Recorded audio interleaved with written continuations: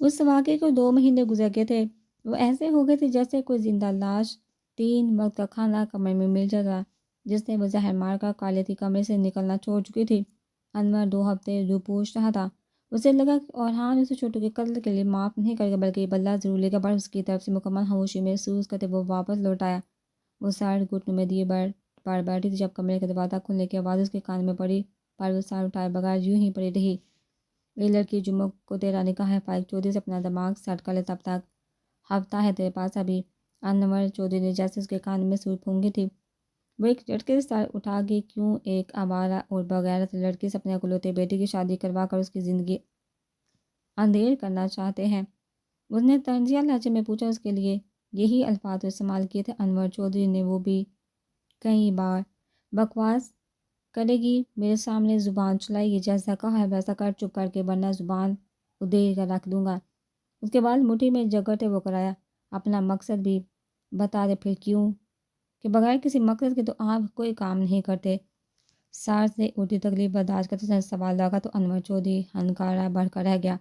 بہت سیانی ہے تو بھی اپنے اس آشنا کی طرح۔ اس کے بالوں کو پکڑ کر جھٹکا دے گیا تو صاحبہ کرا کر رہ گئی۔ تو سن، میرا مقصد ہے، مجھے پاگل سمجھا ہوا ہے کیا، جو تیرے نام کی زمین کو یوں ہی ہاتھ سے جانے دوں گا؟ میرے باپ کی زمین ہے وہ، جو مرنے سے پہلے تیرے نام کر گیا۔ تیرا نکاح فائق سے کروا کر وہ جائیداد اپنی مٹھی میں کروں گا، پر تو یہ مت سمجھنا کہ میرا بیٹا تجھے بیوی والا مقام دے گا۔ دوسری شادی کروں گا اپنی ہیرے کی، وہ بھی دھوم دھام سے، سمجھی؟ اس کی بات پر تکلیف کے باوجود صاحبہ تلخ سا ہنس دی۔ مری نہیں جا رہی آپ کے بیٹے کے لیے میرا فائق چودھری تو کیا کسی سے بھی نکاح نہیں ہو سکتا، کیونکہ میرا نکاح پہلے سے ہو چکا ہے۔ مرزا اورحان بلوچ کی منکوحہ ہوں میں۔ اس کی بات مکمل سنتے ہی انور نے الٹے ہاتھ کا بھاری تھپڑ اس کے منہ پر مارا۔ جھوٹ جھوٹ بولتی ہے، مجھ سے بکواس کرتی ہے، تجھے تو میں زندہ نہیں چھوڑوں گا۔ وہ اندھا دھند اسے مارتا چلا جا رہا تھا، جبکہ وہ چپ چاپ مار کھاتی جا رہی تھی۔ میں سچ کہہ رہی، ثبوت ہے میرے پاس۔ اس کے کہنے پر وہ بامشکل سے ہاتھ روکتا پیچھے ہٹا۔ دکھا، کون سا ثبوت ہے تیرے پاس؟ صاحبہ حلق تاڑ کرتی تکلیف ضبط کرتی اٹھی اور الماری کی طرف بڑھ کے الماری میں موجود لاکر کھول کر نکاح نامے کی کاپی نکالی اور لرزتے ہاتھوں سے انور کو پکڑا دی۔ ہاتھ میں موجود نکاح نامے کو بے یقینی سے دیکھنے لگا۔ پاگل سمجھتی ہے مجھے؟ تو اس کاغذ کے ٹکڑے کو سچ مان لوں گا، تیرا نکاح ہوگا، اور ضرور ہوگا، وہ بھی فائق چودھری سے۔ میں نہیں مانتا اس نکاح کو، سمجھی؟ تیار رہنا جمعے کو، ورنہ پہلے تو وہ تیرا عاشق بچ گیا، اس دفعہ نہیں بچ سکے گا۔ اور اس سے صرف دھمکی مت سمجھنا، سخت لہجے میں کہتا وہ نکاح نامے کو پھاڑ کر ٹکڑوں میں تقسیم کرتا کمرے سے نکل گیا۔ اپنے سامنے بکھرے ٹکڑوں کو دیکھتے وہ ہمت کھوتی وہیں فرش پر ڈر گئی، جبکہ لبوں سے سرسیوں کی صورت ایک ہی نام ادا ہو رہا تھا۔ سردار پر سننے والے کو تو وہ اپنے ہاتھوں سے دفنا چکے تھے، وہ کیسے اس کی پکار سنتا؟ فائق کی آواز سنتے وہ دبے قدموں باہر نکلی تو وہ اکیلا ہی وہاں کھڑا کال پر بزی تھا۔ سنیے لالا، اس نے دھیمی آواز میں اسے پکارا تو وہ چونکا اسے دیکھنے لگا، پر اسے دیکھتے ہی اس کا ماتھا شکن آلودہ ہو گیا۔ میں آپ سے شادی نہیں کرنا چاہتی، میں پہلے سے کسی کے نکاح میں ہوں، پر ماموں نکاح پر نکاح کروانے جیسا سنگین گناہ کار ہے، پلیز مجھے اس گناہ سے بچا لے۔ وہاں میں سسکتے ہوئی ہاتھ جوڑ گئی، مجھے بھی تم میں کوئی انٹرسٹ نہیں، کسی اور کو پسند کرتا ہوں۔ پر بابا صاحب سن ہی نہیں رہے۔ تم فکر مت کرو، بس خاموش رہو، میں نکاح والے دن ملک سے باہر چلا جاؤں گا، پھر کیسے ہوگا نکاح، سمجھی؟ اس کی بابا صاحبہ تیزی سے سہلاتی واپس کمرے میں بند ہوئی، پر جانے کیوں دل مان نہ رہا تھا۔ آبکن ہونٹوں پر حسین مسکان سجائے شہر سے حویلی واپس آ رہا تھا۔ پرسوں اس کا اور میسا کا نکاح ہوا تھا، پر نکاح کے فوراً بعد وہ اسے سے ملے بغیر شہر نکل گیا، کیونکہ اس کے جان سے پیارے دوست کا ایکسیڈنٹ ہو گیا تھا۔ آج اس کی حالت کچھ بہتر ہوئی تو وہ واپسی کے لیے نکل گیا۔ وہ گاؤں کی حدود میں داخل ہو چکا تھا جب اس کی گاڑی کے سامنے ایک گاڑی آ رکی، مجبور اسے باہر نکلنا پڑا۔ فائق چودھری بھی گاڑی سے باہر نکلے اور افغان کو دیکھ کر دونڈ سے ٹیک لگا کر کھڑا ہو گیا۔ راستہ کیوں روکا؟ افغان نے ماتھے پر بر ڈالے فائق سے پوچھا تو وہ مسکرا دیا، بس یوں ہی رقیب سے ملنے کا دل کیا تو روک لیا۔ اس کی بات پر افغان کا پارا ہائی ہو گیا۔ اپنی بکواس بند کر، وہ بہت ٹھنڈے مزاج کا بندہ تھا، پر سامنے والے نے بات ہی ایسی کی تھی۔ جانتے ہو محبت کا اصول کیا ہوتا ہے؟ مار جاؤ یا مار دو، وہ صفاقی سے کہتا اپنے ہاتھ میں تھامے پسٹل کو دیکھنے لگا، اور اگلے ہی لمحے 3 لگاتار فائرز کی آواز فضا میں گونج اٹھی۔ درخت کے پیچھے چھپے 2 آدمیوں نے یہ منظر اپنی آنکھوں سے دیکھا اور چبھتے ہوئے بلوچ حویلی کی طرف بھاگ گئے۔ ہماری روسی جوڑ میں پور سے عجیب اس وقت آئینے کے سامنے بیٹھی خود پر نظر ٹکا کرے کی سوچ میں مبتلا تھی. کیا وہ واقعی ایک دلہن تھی یا دلہن سچ میں ایسی ہوتی ہے؟ یہ ہار سنگار اس نے کرنے کا بھی سوچا تھا، پر یہ ہار سنگار اس شخص کے لیے تو نہ تھا جس کے لیے اس نے سوچ رکھا تھا. دل میں کسی اور شخص کو بساتے ہوئے کسی اور کے نام کا ہار سنگار کس قدر تکلیف دیتا ہے. کوئی اس وقت اس سے پوچھتا. گلے میں لپٹا ہیلو سے سجا باری ہار سے اپنی گردن کے گرد لپٹا زہا محسوس ہوتا، ہر وقت ڈسنے کو تیار کلائیوں میں پہنے جوڑواں کنگن اسے ہتھ کڑی کی طرح محسوس ہوتا جو اسے ایک مرکیت کرنے کو پہنا دیے. یہ تھا کہ باری گمبھیر سرگوشی اس سے اپنے کانوں میں سنائی دی. سردار نے جس نے تم اس سردار کے نام کا جوڑا پہن کر اپنا آپ پور سجا کر سردار کے سیر سجاؤ گے، واللہ اس دن مجھ پر لازم ہو جائے گا کہ میں رب کے حضور چیخ چیخ کر اپنی خوش بہتی پر شکر ادا کروں اور اس گاؤں کے ہر شخص کو بتاؤں گا دیکھو تمہارے سردار نے بڑی سچی لگن کی بدولت محبت کو ہمیشہ ہمیشہ کے لیے اپنا مقدر کر لیا. ہاتھ میں پکڑی چوڑی دبا پڑنے سے ٹوٹ کر کئی حصوں میں ٹوٹ کر اس کی ہتھیلی کو زخمی کر گئی تو وہ سسک کر یادو ہزار سے باہر زمین ہاتھ سے ہوتی ہوئی اس کی نظر سامنے نظر آتے اپنے عکس پر پڑی تو وہ حیران رہ گئی کہ آنسو اس کے گالوں سے پھسل پھسل کر نیچے گرے تھے. انہیں ہاتھ بہا کر اپنی انگلی کے اوپر سے اپنے گالوں کو چکا دے کر جیسے جانچنا چاہ رہی کہ کیا واقعی یہ بے مول موتی اس کے آنسو ہیں، کیا ابھی تک ان سبز کٹور میں اتنی نمی باقی تھی کہ جو برسات ہوتی اتنے میں دوادہ کھٹ کا دو لڑکے روتی اندر ڈالی. اس کی طرف لبکی غضب ہو گیا. صاحبہ تو بیٹھے بٹھائے لٹ کے ہائے برباد ہو گئے ہم. ان کے رونے پیٹنے پر اس کا ساکا دل دھک دھک کرنے لگا. کیا ہوا ہے تم لوگ کیوں رو رہی ہو؟ اس طرح بولنے کا کیا مقصد؟ اس کے پوچھنے پر وہ دونوں آنکھوں میں بھی بصیرت ایک دوسرے کی طرف دیکھنے لگے. سردار ارکم بلوچ کے بیٹے کا قتل ہو گیا اور قتل کرنے والا جاندیوں کو نے فائق چودھری جڑگا بیٹھ چکا ہے نا جانے اب کیا فیصلہ ہوگا. اس کا زد پر چہرہ دیکھ بغیر اپنی بات مکمل کر کے واپس دروازے کی طرف بڑھ گئی. جب وہ دل میں اٹھتے درد بقابو بات انہیں آواز دے گی سنو سردار ارکم بلوچ کس بیٹے کا قتل ہوا ہے؟ یہ سوال کرتے اس کا دل خون کے آنسو رونے لگا. زب کی ہر دیوار جیسے ٹوٹنے کو تھی. بس سردار کا چھوٹا بیٹا ارکم بلوچ. یہ جواب سنتے ہی وہ پیچھے کرسی پر ڈر گئی جہاں اپنے پیار کی زندگی کی نوید نے اس میں ایک نئی روح پھونک دی تھی. وہیں اس کی اپنے بھائی کے لیے بے پناہ محبت یاد کرے اسے نے واہمیں ستانے لگی. کچھ دیر بعد اسے سننے کو ملا تھا کہ سردار نے قصاص مانگا ہے اور یہ بات اچھی طرح جانتی تھی کہ قصاص میں مقتول کی بہن جائے گی اور یہ بات بھی کہ کس شخص کے ساتھ مقتول کی بہن کو بندی کیا جائے گا.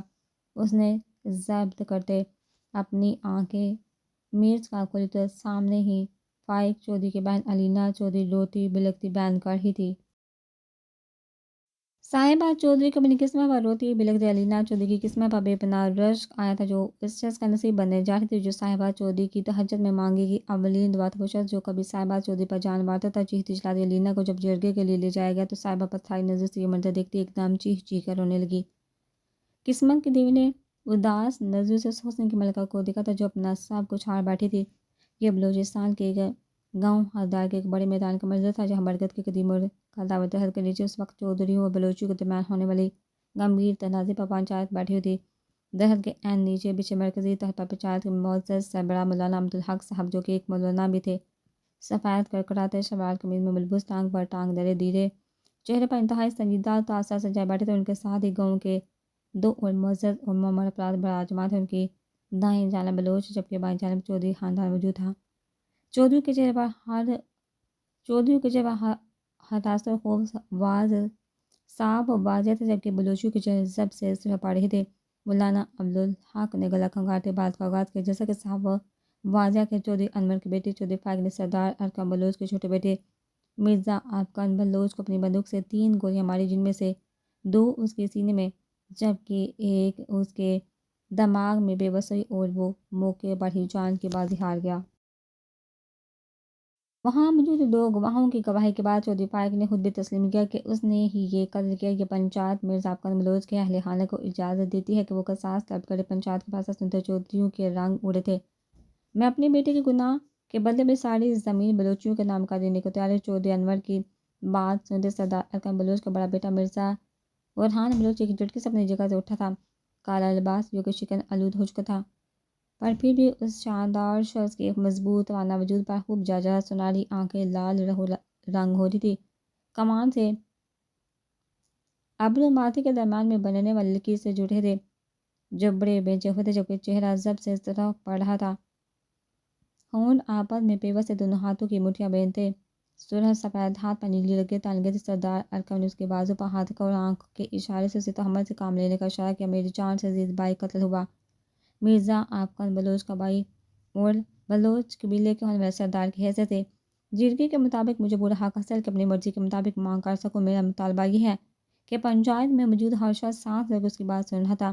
بلا شبہ مرزا اورحان بلوچ اپنے الفاظ اور انداز سے ہی کسی کا بھی سانس روکنے کی صلاحیت رکھتا تھا۔ سب سانس روک اس کے فیصلے کی منتظر تھے۔ جرگے میں اس وقت موت کا سماں تھا۔ میری مانگ یہ ہے کہ میرے بھائی کے قتل کے بدلے میں چودھری فائق کی بہن مجھے منی کی جائے، یا پھر خون کے بدلے خون۔ یہی میرا اٹل فیصلہ اور میں انکار کی کوئی گنجائش نہیں۔ اس کے دوسرے فیصلے ہر شخص کو سانپ سونپ گیا، کیونکہ وہاں موجود کسی فرد نے بھی اس فیصلے کی توقع نہیں کی تھی۔ ہر فرد جانتا تھا کہ مرزا اورحان بلوچ ان روایتوں کے ساتھ اللہ پر پھر اپنے لیے ایسا فیصلہ ہر کسی کے تعجب کا باعث تھا۔ انور چودھری مولانا عبدالحق کے بعد اس کے پیر میں گر کر گرانے لگا، پر اس نے کسی پکار پر فریاد نہ دھرے۔ آخر بیٹی کی زندگی بچانے کے خاطر وہ اپنی بیٹی کو قربان کرنے کے لیے تیار ہو گئی۔ کتنی عجیب بات ہی نا، کیول ایک اولاد کو بچانے کی خاطر دوسری اولاد کو قربان کیا جا رہا تھا۔ تھے تو دونوں ہی ایک ماں باپ کی اولاد، پھر یہ تفریق کیوں؟ اس لیے کیونکہ وہ بیٹا تھا، نسل کا امین تھا، بڑھاپے سہارا تھا، جبکہ بیٹی تو پڑھائی تھی کہ کل اپنے گھر رخصت ہو جاتی، ان کا کیا فائدہ دیتی۔ یہ ہمارے معاشرے کا المیہ ہے۔ اسی سوچ نے کتنے ذہن خراب کیے اور کتنے ہی گھر اجاڑے۔ ہونا تو یہی چاہیے کہ جس نے گناہ کیا وہی گناہ کی سزا بھی بھگتے۔ جس طرح گناہوں کا رجحان بھی کم ہو، پر کم عقل اور جاہل لوگ کہاں ایسا سوچے۔ بیٹی کی زندگی کی خاطر بیٹی کو قربان کرنے کو تیار ہو جاتا ہے، یہ جاننے کے باوجود کہ گناہ گار نے اپنے گناہ کی سزا کاٹنی ہے، جبکہ بیٹی نے بے گناہ ہوتے ہوئے بھی موت سے بدترین زندگی گزارنے پر مجبور ہو جانا ہے۔ کچھ وقت بعد ایک گاڑی دور اڑاتی وہاں کر رکی اور ایک آدمی نے چیختی چلا دی۔ علینا چودھری کو کھینچ کر گاڑی سے باہر نکال اسے گھسیٹتے ہوئے وہاں لانے لگا۔ اسے دیکھتے مرزا اورحان بلوچ کے ہونٹوں پر استہزائی مسکراہٹ چھا گئی۔ اب آنا تھا اصل کھیل کا مزہ۔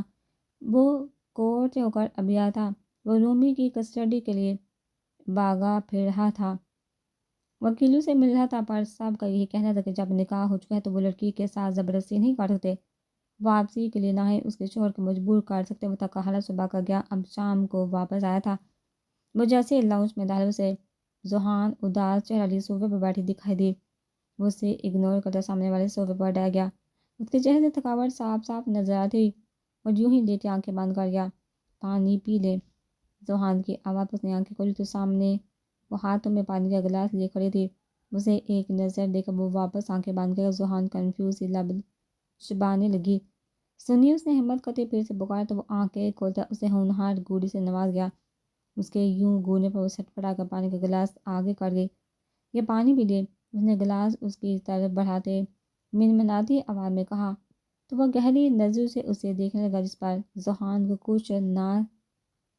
ذوحان کو سمجھنا ہے کہ یہاں کھڑی رہے یا پھر بھاگ جائے۔ میں نے بولا پانی لانے کو، اس کے کڑے لہجے میں پوچھے گئے سوال پر وہ سڑبڑاتی نفے میں سالہ کی منہ میں زبان نہیں کیا پہلے تو اس زبان کا استعمال کرتے ہوئے میری بہن کے سامنے مجھ سے محبت کے بہت دعوے کرتی تھی، اب کہاں گئی وہ زبان؟ اس کے سوال پر ذوحان کا دل کے شرم سے ڈوب مرے۔ یہ بندہ بگو کا مارتا تھا، جی ہے، وہ ہکلاتی ہوئی تیزی سے بولنے کے ساتھ زور شور سے سر بہلا گئی۔ کیا ہے؟ کڑے تیور میں پوچھا گیا تھا۔ زبان ہے، وہ شرمندگی سے زمین میں گڑی جا رہی تھی۔ میرے سوال کا جواب دو، سے زبان کا استعمال کرتے ہوئے اس کی بات پر وہ تھوک نکلتی حلق تار کرنے لگی۔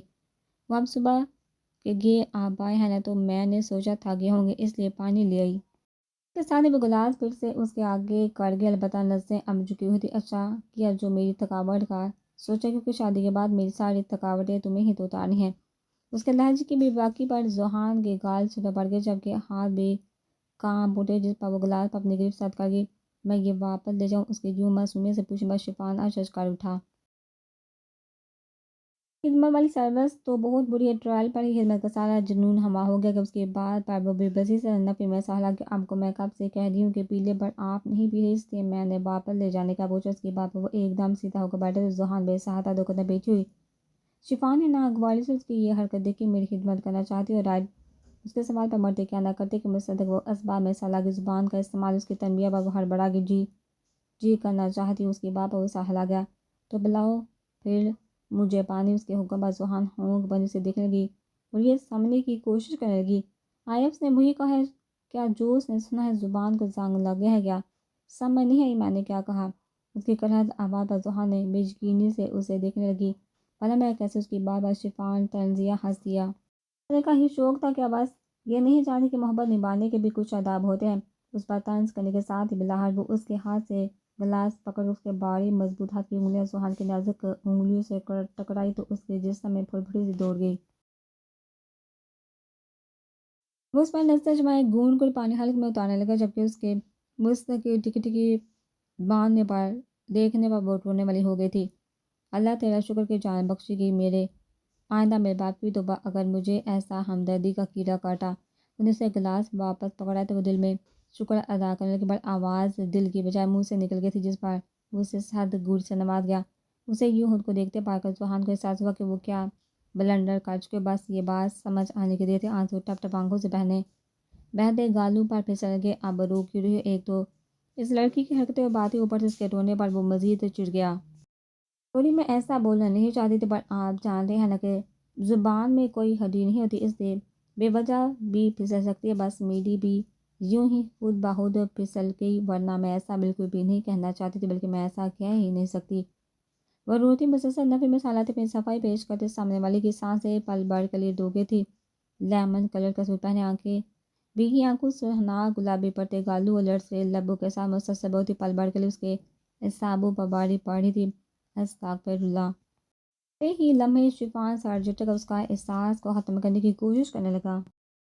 اور کوشش کر میرے مستقل شکنجے میں آنے سے پہلے میرے سامنے نہ ہو۔ جب وہ اس سے نظریں پھیرتا سہر لہجے میں بولا تو زحان وہاں سے ایسے غائب ہوئی جیسے گدے کے سر سے سی اس کی زمین پر سر جھٹکا رہ گیا۔ وہ گھٹنوں میں سر دیے بیٹھ پر بیٹھی جب دروازہ ناک ہوا۔ یس اس کی اجازت ملتے دروازہ کھلا اور زحان کمرے میں داخل ہوئے۔ اسے یوں اپنے کمرے میں دے کر صاحبہ چونک اٹھی۔ اتنے عرصے میں وہ پہلی دفعہ اس کے کمرے میں آئی تھی۔ اس کا حیران ہونا تو بنتا ہی تھا۔ بابی آپ فری ہیں؟ زحان جھجک کا بولے تو وہ بے سہاتا اسباب میں سا لگی۔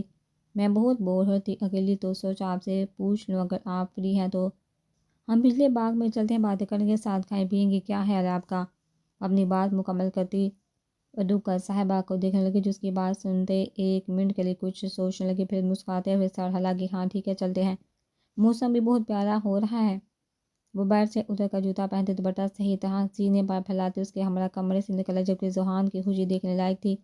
اب رکیے میں ماسی کو بول کر آتی ہوں کہ ہمارے جوس اور سنیکس لے آئے۔ اس کے بعد صاحبہ وقت سر ہلا کے زحان کچن کی طرف چلے گی تو صاحبہ وہیں کھڑی ہوتی آس پاس نظر دوڑانے لگی۔ جب اس کی نظر لاؤنج میں لگی لارج سائز فیملی پکچر پر پڑی جس طرح سب ہنستے مسکراتے چمکتے چہرے لیے کھڑے تھے جبکہ اب تو یہ سب خوشیاں ختم ہو چکی تھی۔ سب پیار کرنے والے بکھر گئے تھے۔ چلیے بابی زحان کی آواز پر وہ چونک کر اس کی طرف دیکھنے لگی۔ ہاں چلو۔ وہ دونوں حویلی کے پچھلے باغ کی طرف بڑھ گئی تھی۔ باغ کی ٹھنڈی ہوا اس کے وجہ سے ٹکرائی تو وہ آنکھیں موندی تھی گہری سانس بھر کر اس ہوا کو اپنے اتارنے لگی۔ پھر وہ دونوں جا کر جھولے پہ بیٹھ گئے۔ اس سے جھولے پر زحان اور رمیسہ بیٹھا کرتی تھی۔ یہ ارحان نے لگوایا تھا ان دونوں کے لیے۔ بابی آپ سے ایک بات پوچھے اگر آپ برا نہ منائے تو؟ زحان کے جھجک زیادہ لہجے میں پوچھے گئے سوال پر اسے دیکھنے لگی۔ ہاں ضرور پوچھو صاحبہ مسکرا کر بولی۔ اسے زحان بہت اچھی اور معصوم سی لگی۔ آپ اور ارحان لالا پہلے سے ایک دوسرے کو جانتے ہیں نا؟ اس کے سوال پر صاحبہ کا رنگ زد بڑھ گیا۔ وہ تیزی سے سر گھماتی آگے پیچھے دیکھنے لگی۔ آیا کسی نے سن تو نہیں اس کی بات کا کیا مطلب ہم کیسے جانتے ہوں گے؟ وہ ہڑبڑا کر بولتے زحان گہری سانس بھر کر لگی پھر اس کی طرف رک کرتے اس کے دونوں ہاتھ اپنے ہاتھوں میں تھام کی۔ میں صرف لالا کی نہیں اب آپ کی بھی بہن ہوں۔